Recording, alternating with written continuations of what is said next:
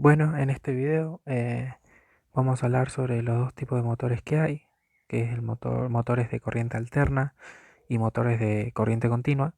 En este caso vamos a comenzar hablando sobre los motores de corriente alterna, que estos son dispositivos de velocidad relativamente constantes. La velocidad de un motor de corriente alterna está determinada por la frecuencia del voltaje aplicado y el número de polos magnéticos. Hay básicamente dos tipos de corriente alterna, está de inducción y síncronos. Motor de inducción. Por lo general, la construcción típica de un motor de inducción consiste en un estator con laminaciones y espiras de alambre así de cobre y un rotor construido de laminaciones de acero o con grandes ranuras en la periferia, los cuales están apiladas para formar un rotor, el cual es llamado jaula de ardilla. Las ranuras del rotor este están llenas de material conductor, ya sea de cobre o de aluminio, y están cortocircuitadas sobre sí mismas por las partes extremas conductoras. Esta pieza única, se podría decir que es moldeada, generalmente incluye aspas de ventilador integrales para hacer circular el aire con fines de enfriamiento. Como podemos ver ahí en la imagen, estaría el laminado del estator, los devanados del estator, las aspas del ventilador.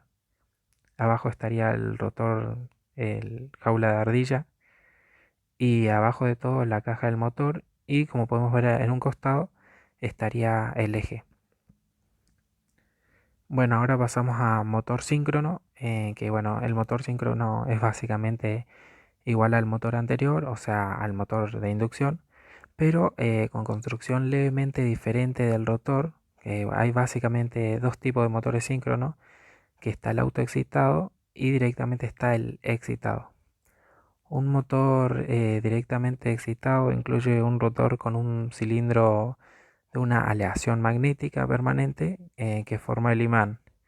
Y el motor autoexcitado incluye un rotor con muescas o dientes en la periferia. El número de muescas corresponde al número de polos del estator. Ahí, como podemos ver en la imagen, sería el estator, el eje y el rotor. Y abajo en la imagen más grande se ve el eje en un costado, arriba el laminado del estator, los devanados del estator, el rotor con los dientes o muescas que habíamos dicho, y la caja del rotor. Los motores de corriente continua.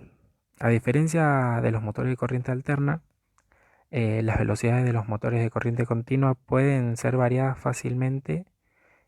Por lo tanto, se utilizan aplicaciones donde existen necesidades de control, o sea, de velocidad o servocontrol, o de posicionamiento. Al igual que los motores de corriente alterna, también existen varios tipos de motores, eh, como por ejemplo, en este caso vamos a hablar sobre los motores arrollados en serie y también como por ejemplo motor por paso. Los motores arrollados en serie, bueno, cuentan con dos campos de motor. Los dos campos del motor de este mismo están conectados en serie y el resultado son dos fuertes campos que producen esfuerzos de torsión de arranque muy elevados. La bobina de campo conduce toda la corriente del rotor y por lo general estos se emplean en grúas o guinches. Ahí, como podemos ver, la regulación de torque y arriba la regulación de la velocidad, y en un costadito podemos ver el gráfico. Motor por pasos. Los motores por pasos son actuadores electromecánicos que convierten entradas de corrientes digitales en movimiento analógico.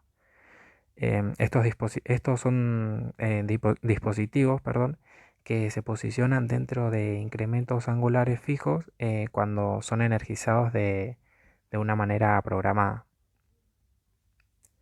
Ahí, como podemos ver, sería el tren digital de los pulsos y la rotación de este mismo.